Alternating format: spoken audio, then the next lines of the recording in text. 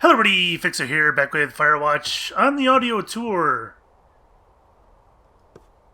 Can I really wear both hats? I'm wearing both hats. I am, and now officially TF2 heavy. Alright. Anyways, we gotta go back to the cave, which is right up there at Cave 452, and it looks like there's stations everywhere. Alright, so which one are we on right here? Is that 3? Let's do it. Hi there, Jake here again. And it's James again. Let's talk about the beginning of day 78, because what we shipped was fairly straightforward. Henry listening to the tape recorder of the previous night's conversation. But in earlier versions of Firewatch, this was a lot more complicated. This was actually the day, or this morning was when Henry would discover a bunch of Brian Goodwin's stuff. His like peachy folder full of scribblings and homework and stuff was actually wedged into a drawer under Henry's desk, and he'd hit his head and it would fall out at the start of day 78 or earlier. Actually, we really liked the idea that players and Henry could find it at any time in the game up until this point, but it ended up creating this complete nest of madness, which you had to animate. Yeah, because of these permutations of have you found the folder or not, and then needing a fail-safe at a certain point to advance the plot along, there were lots of different versions of getting the folder. And it was very complicated as well because we were tying it into things like getting the cave key at the same time as getting the folder. And the animation itself ended up being like pouring through tons of documents because it was like a postcard and his homework and like physically opening this thing, which ended up being a little bit silly because you realize we've already built systems whereby you can pick objects up and inspect them. So why are we forcing like 4 of those in a row in a cutscene? So I must have done probably, 5 or 6 pretty distinct versions of this, and then we cut it completely. The folder falls out. The folder falls out, but then you pick it up, and then you read it, but then you found the keys. But what if you dropped the keys and then find the folder? Oh, man. Yeah. It was one of the biggest reliefs for me when we cut this and just put all of the folder stuff where it belongs in the world and the keys over on the backpack permanently. I was very worried that you would be sad that it was cut because it was so much animation work, but I feel like you were also relieved that it was finally just dead and buried and a superior version shipped. Yes. The only thing I was ever sad about was we had a nice little interaction where you would grab keys, and for the first time in the game, a pickup would like fail and you sort of fumble the keys, right? And they go under the desk, which I always liked that animation. But what I will say is this. I have been making a Firewatch reel, and all this kind of stuff that got cut, I'm including it in the reel now, so I finally get to have my cake. Rude. Alright. I have a feeling that number 31 is inside the cave. I think. So I'm gonna continue on. I don't think it's up there. I don't remember seeing it before. So we're gonna hit up the cave. There'll probably be one right on the inside of the cave, right? If I remember correctly.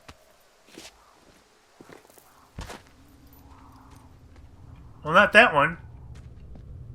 But that one.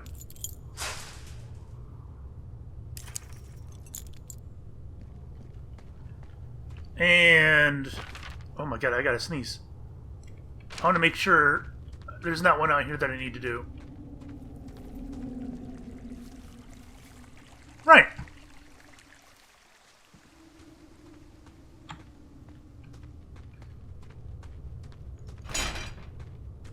And I think I'm going to trigger this gate closing before I click on it. What the hell? There you go. Delilah, someone locked me in the cave. Is this thing working? Delilah! Send someone to the cave, please! Can't Great. get any damn reception. Being alone in the cave. Something I like that came on a little later in development that you did, Nels, here is we are without the radio, and I like how that feels across like the broad swath of the game. I think it's really cool to not just be alone. But there are these sort of reflexive Henry comments to himself based on things you're looking at. And the way those are tuned throughout here are really nice. Player, I don't know if you've seen this, but when you're walking sort of in the upper level of the cave, you can look down into the right and you can see Brian Goodwin's shoe. And when you sort of like zoom in on that, Henry will just call out to someone if is someone down there, is someone in the cave. And Nell sort of like concocted that and put them all in the game. And we wrote some lines that worked for it. And they're not all over the place, but I really like the way it made the cave feel. Yeah, it's actually kind of one of my favorite moments in the game in terms of Henry's monologue too, because we conceivably, even though Delilah can't hear you, like we could have hooked up the same normal radio interaction to where like you could make these dialogue choices and Henry just either monologues to himself or like talks into the radio, even though we know Delilah can't hear him.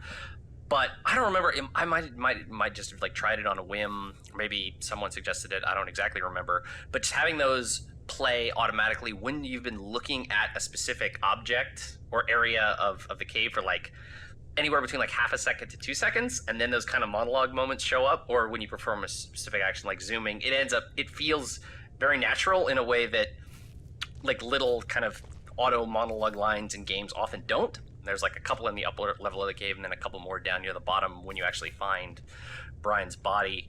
It was kind of a bummer that they came online so late and there aren't any other spots in the game where Henry doesn't have access to the radio, because I actually would have loved to have a few more of these in the game somewhere as well. You're always thinking about like what design tools do I have to like change the pace or make you feel something different. And I don't think we realized they were a club we had in our bag until we'd sort of like laid the whole game before us, and we went like, oh, yeah. We really like these. Oh, I know. And Rich did such a good job performing them. It was just, yeah, they really work for me in the game. Yeah, they're quite good. Did you guys, when you saw the shoe, did you know it was Brian? Because I didn't. I didn't see that and be like, oh, it's a kid's shoe, Brian. I did not draw that conclusion. All right, what we got here? Hi, it's Jane again, here with... Me, Jake. Hi. So the way we work usually is that Jake will do a lot of the level design with gray boxing, and the cave is no different. That's true. The cave is no different in that regard, but it is different in that it's ridiculous. Like the cave, Firewatch usually, when you're building it, you only have to worry about the floor, whereas the cave is a completely contained area. Like it's a cave. And I really wanted to take advantage of that, perhaps to an excessive degree. Like I really wanted the cave to feel like this snaking labyrinth that wove in and out of itself, and that you could see areas you were going to get to later from places you weren't at yet and stuff. But I had no idea if it would actually be allowed to exist inside of the rules of Firewatch until I handed it to you. Well, the interesting thing about this cave is that, like, for example, this hole where the shoe is, you can actually see all the way down to where the body is. Yeah, you can't It's quite all see the body because you interconnected, can't lean far enough in. But but the spaces all are actually connected in a way that makes sense. the cave is also actually exceptional in that I think it's the only place in Firewatch where we cheat space. Yes. There's a couple places in the cave where you drop off a ledge, and in the middle of Henry's drop animation, we just cut the camera and like blink you to another area that's like a few hundred meters farther away. Yeah. Because the cave ended up being so weirdly nested on itself. It ended up being this like compact ball of yarn to the point that it didn't actually get you all the way to Brian's hideout. Yeah, and so like to like make the space make sense while not spending too much time making it, we just decided, hey, I guess by cheating it a little, it's okay. And I don't think people actually notice. It also cuts your travel time down. Like people were spending a long time walking through it in the early version of the gray box. But figuring out how to light the cave, because like video game lighting, yes, but you still have to make sure there are spots opening up to the sky so that because we need to make sure that Henry can go through this without a flashlight. right. But it's also nice and dramatic to have those little cracks true. of sunlight coming through. It looks that's nice. But like, think about those torches. Yeah, that's true. Spike walls. Or an underground lake. How about that? Almost happened. Almost made Don't it. tell people about the lake. Well, we're missing one. If you look back, number 47 we're missing. So I'm not sure. You know what? Oh, okay, I know what we gotta do. If you remember, and maybe I'm remembering wrong, but we go through the cave and we end up in Brian's little camp, but then we go right back to the cave, and that's probably where that other one is. I'm hoping, anyways. I don't want to be missing any. Yeah, see, I'm a little bugged because you're supposed to drop down from the... I don't like these things, by the way. They just look so awkward being in here, don't they? They look awkward. I don't know what the deal is with them. They're like squares and they're awkward.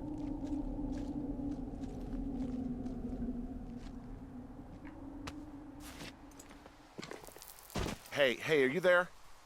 Yeah, what is it? What did you find? Nothing yet, because someone tried to trap me in there. You saw someone?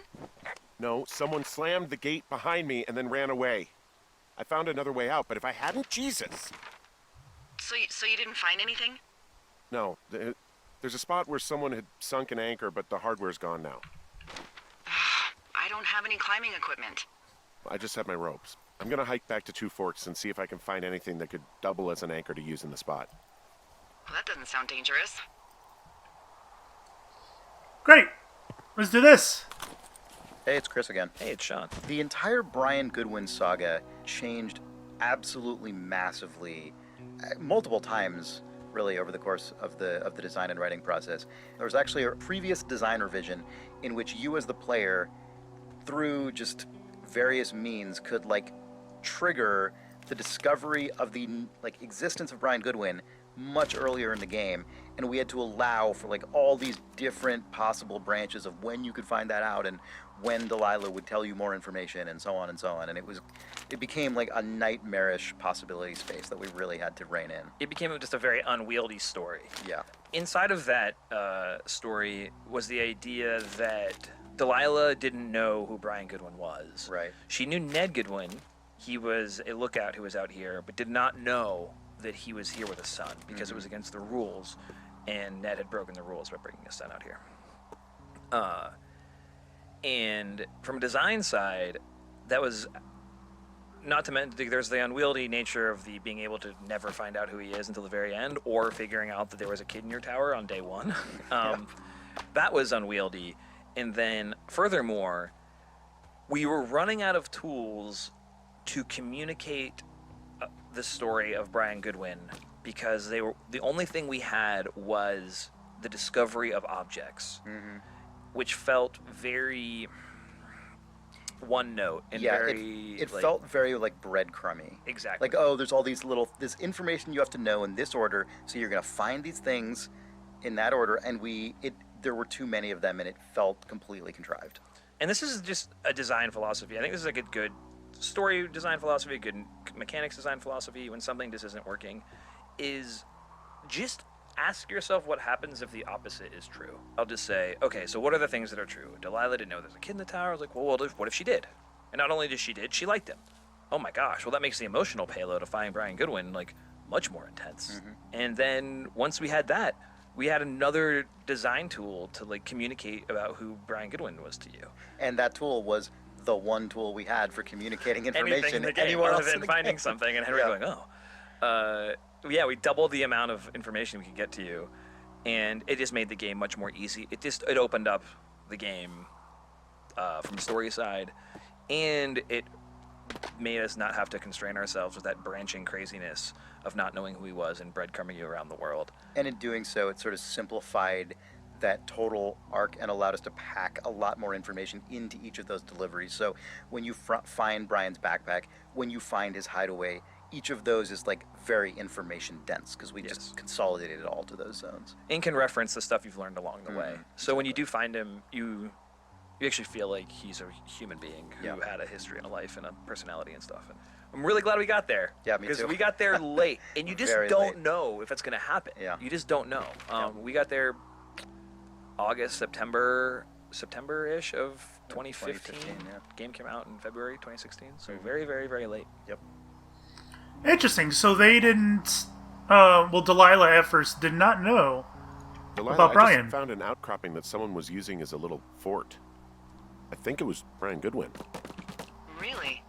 Yeah. What gave you that idea? Built himself a real castle. Bunch of rocks stacked up. He made a wall and a perimeter. God. Yeah, that's perfect. You know, maybe he made it because he was afraid of them. Whenever I think of Brian possibly going through this crap, I get sick to my stomach. Yeah. Sorry. That's what we need. Alright, I don't think I actually need any of this. Oh, I remember that now. Alright, we're gonna move on. You guys know the drill. So, something I never told you, or anyone, about Brian. In regards to him being out here, being against the rules. They almost got busted. Brian liked to go out on the railing of the tower and wave at the planes that dump water on fires, and I got a call because someone thought a kid was up in Two Forks. I lied, and just said it was Ned. If I ratted him out, they would have been forced to leave, and I don't know, I guess I just felt like I was saving him from whatever shitty life Ned was gonna bring him back to. Not that it ended up mattering. And there you go. I think she starts back up again. Or maybe not. Let's do it. Hey, it's Patrick and Nels here. Hello. You may have just found some role-playing game artifacts owned by Brian Goodwin, and I thought we could talk about the ways that this character evolved and actually ended up incorporating a lot of elements of our own super nerdy childhoods. Oh, yes, that's exactly right. Like Gladius Silva here, it was... Good old Gladius Silva was actually the very first D&D character I ever made in probably grade 8, maybe grade 9.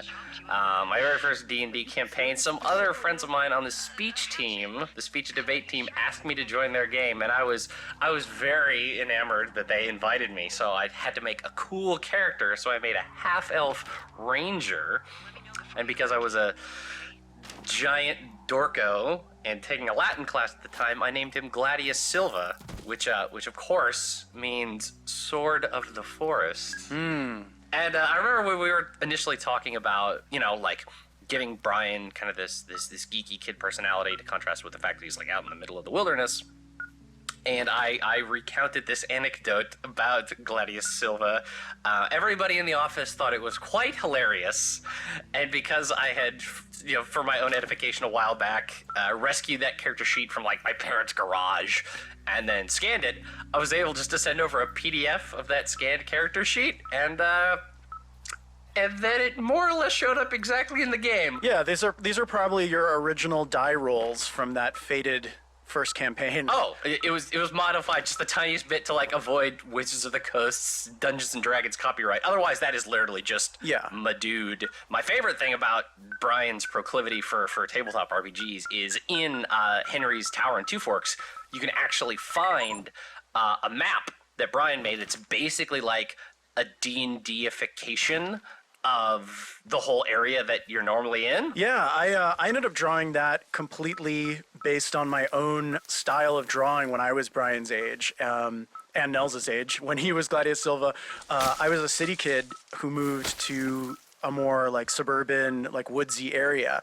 at that age in my life, and I was so shocked to have all this like actual like woodsy terrain around me that I started mapping it with pencil and paper and drawing little legends just like Brian did, kind of turning the area into more of a mythical landscape. So as soon as this character had gelled, I knew that he would see Two Forks this way, and that cash boxes would be treasure chests and the Boy Scout camp would be a halfling village. And so it kind of just wrote itself. Yeah, totally. That is our tiny tidbit of geek history in Firewatch by way of Brian Goodwin's Gladius Silva. So about this elk. This elk is not along the path that you would normally follow. You would, on the right there where it says Kids Hideout and it's 33, you hit the road and then you go south. Most people did not go north into the west where this elk is. If you moved a little bit to the north, your tracker starts going off and it leads you to this elk. But most people didn't do that. And apparently what ended up happening was a lot of people were upset that they missed the elk, because the elk, and some people were upset that they found the elk, because the elk kind of gives away the ending, or at least it kind of makes things a little clearer. So you find the elk, and it's got the tracking collar on it, and at this point, you should realize this number 3871 is the number that's on the clipboard in the tent, and this black thing right here, this tracker, is what you also found. So by finding this elk, you should realize that no one was really tracking you. They were just tracking elk. And people were really upset that they didn't get that. That they didn't see the elk. And I don't think it's a big deal, because we're going into the cave right now and we're about to reveal the end. So, I mean, they were in the dark for, 15 minutes more? It's kind of silly to me that they would be upset over that. I've got a dead elk out here. It's torn up something good. You think it got wise to a government program? Shut up. This elk is wearing a tracking collar. The wave receiver picked it up. Is that right? Yeah, it's numbered. Makes sense. On the other hand, I did not find this area at all. Let's, I think let's play the tape. Well, Hey, who are these guys, Ron and Dave? They're leaving notes for each other in the boxes. Is there any chance that they had anything to do with those girls disappearing? No, they're both rangers. They're not out here this season. I didn't really know them that well, but I always assumed the only thing Ron cared about was chasing tail and getting loaded.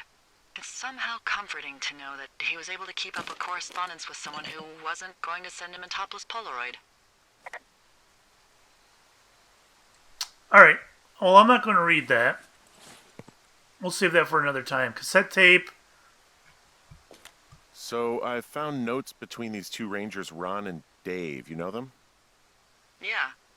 What do they have to do with anything? Well, nothing, I don't think. I just found a cassette tape one of them left for the other. Do you think it could be anything like the tape you have of us? No, I think it's just music.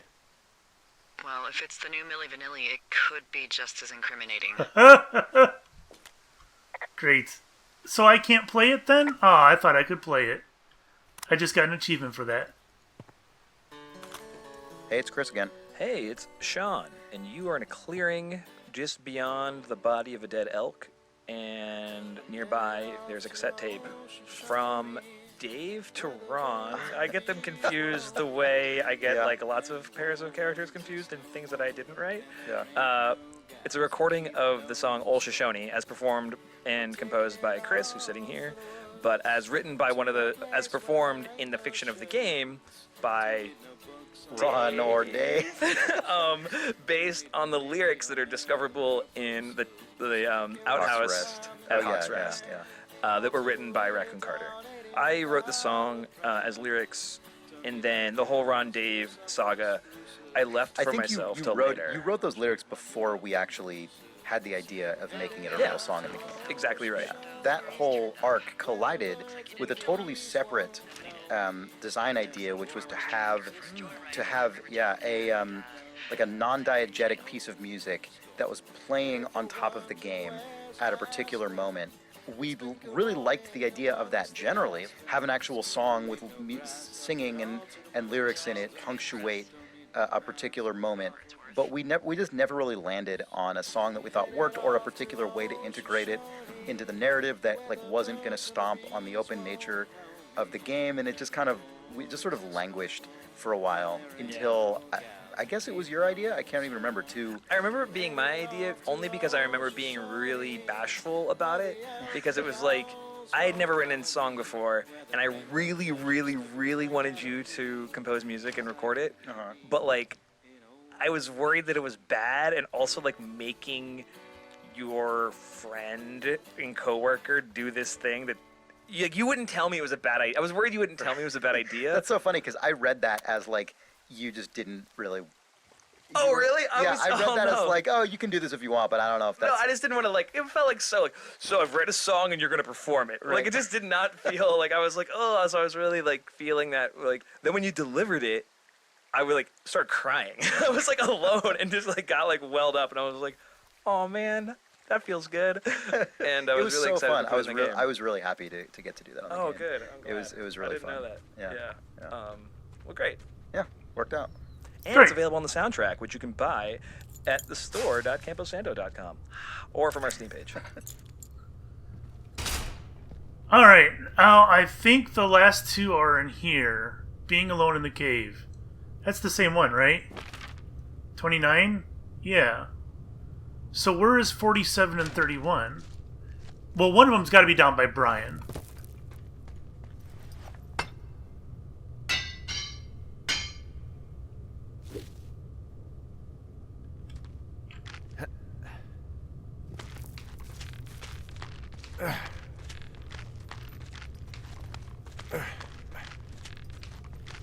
Let's do this, Henry.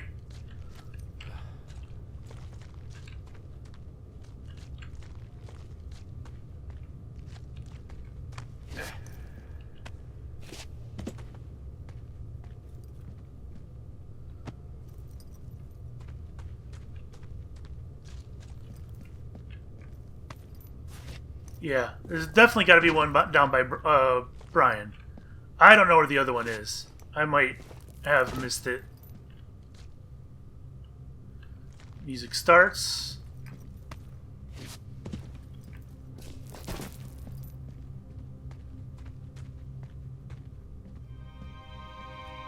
Ah, shit. Are you... Oh, God. You fell. You're Brian Goodwin. Crypto Castle. Collectibles and comics, I think. Alright, let's see what they got to say here. Discovering Brian's body. Hi, it's Jake again. And Chris. Hey, Chris. Hey, Jake. This area is one of the only areas in the game where we really let ourselves play up sort of dressing a set in a really overtly theatrical and dramatic way. You know, this is the reveal of Brian's body was such a big moment that we kind of figured we should just go for it entirely. It was possible to do because I think this is one of the only places in Firewatch where the direction from which the player approaches and the time of day are 100% in our control. Like, you're only ever going to see this scenario under this circumstance. You're going to walk in and sort of the scene will reveal itself from this angle, and there's no chance that the sun is going to be setting in the middle of it or whatever else. So we leaned into it. I kind of ran with that with the music as well. As you know, if you've listened to all the music in this game, I really didn't lean on big string swells or anything like that. It's very kind of small scale recordings, you know, guitar and electric piano and bass and things like that. I decided to just push this as far as possible. I did one odd thing with the music, which was instead of what you'd expect, which was making the music a really minor dark key, it's actually all in major, which is typically what people associate with happier, more upbeat music, but I pushed the strings far enough that I was hoping it would sort of come around the other side and make something that's kind of, I don't know, poignant. So It's cool. I like it. Thanks. Fun fact about this area, if you bring a notable Brian Goodwin possession down into this space, you can set it down next to him using the game's putback system. One Russian streamer found that live on like the day the game came out. Yeah, by accident, and it was amazing. That guy's stream blew up. Yep. No, I want to see what possession it's got. Well, shit, we just went through his little fort, right? And there's tons of stuff in there. What could it possibly be then? I wonder. I don't know. I'm curious now, though.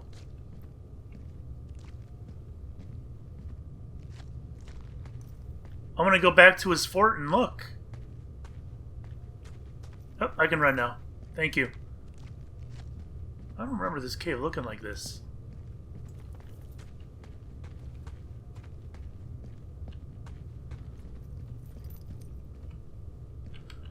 Alright, I was stuck on some kind of invisible wall. Oh, damn. Oh, that's the spot right there. His shoe is like right there, I think, right? There it is. There's his shoe.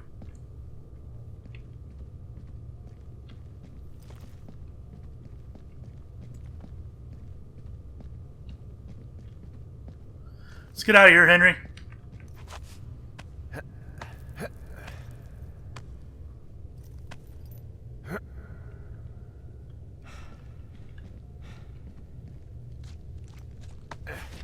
And I think doesn't this let out like right above the cave entrance? Well, like inside the cave entrance, but like right above the gates or something. Aha! That's the one I couldn't find before. Awesome. I came up with this character, Delilah, and then just thrust her upon you and said, you are going to be Delilah in this video game. I liked working with you on The Walking Dead. You were amazing as Katya. How did that character come to life for you? Well, actually, I think her name was Alice at first, if you'll recall. Oh, no, it was. You remember that? Oh, it was Alice. Oh, no. What a hilarious thing to have to remember. I remember getting that email from you about, hey, I'm writing a game, female protagonist, are you in? And I didn't even have to think twice about it. I knew whatever you're working on, whenever, throughout history and time, I will want to be a part of. But then you sent me the sides for Alice, and I got to read about this beautifully flawed but fun and self-engaged woman. And it's one of the things I love about the characters that you write is that they're actual people. They're not tropes. They're not stereotypes of anything. They're full-bodied people. And so I got to dig a little bit into my past and what's made me tick and what would make me take a job in the middle of nowhere and shamelessly flirt with somebody over a walkie-talkie and build her from there. The wonderful thing about Delilah is that there's actually a lot of me in her, meaning like I grew up in Idaho. There are a lot of mountains and wildfires and solitude and stuff like that. I left and I moved to Los Angeles and now I'm surrounded by concrete, but I kind of started out in the same place. I was integrating so much of the way you speak and the way you like tell a joke or laugh just back into the character. Do you feel like you had to create that stuff to be Delilah, or were you making a concerted effort to sort of like become her? I think it's a little bit of both. I am a bit of a smartass, and so a lot of the stuff that you wrote really lent itself to that. But you know, as we started getting into the puns, you know, wouldn't you liken to know and stuff like that, I was able to kind of sit back into this woman who just doesn't give a shit. You know, she's out there in the middle of nowhere and having fun because this is her life. And so having that freedom to just be an idiot, it was really freeing. It was a lot of fun. So I remember this incorrectly. So you dropped down inside the gate here. I was thinking you dropped down like right up there, but obviously that's not true. And I think that's all we got for this one. Oh, we got to call Delilah as soon as we get out of the cave. And that triggers the next thing, yeah. Hey, D. There you are. I've been worrying my ass off. You need to call search and rescue. What? There's a body in the cave. It's Brian Goodwin. Gotta be fucking kidding me. How does that... What? I don't... How? Climbing, I think, or made to look like a climbing accident. Mm-hmm. I think that's just what it was. I mean, he was probably exploring the cave and maybe his rope gave out. But whoever locked me in there probably didn't even know about him. I'm sorry, Delilah. I'm so sorry. He'd be alive if I had told someone he was out here. I don't know where he'd be, but I can assure you it would not be rotting at the bottom of that cave. There's nothing to say. Hike back. I think we're leaving tomorrow anyway. There you go. Thanks for watching, guys. We'll catch you next time. Bye-bye.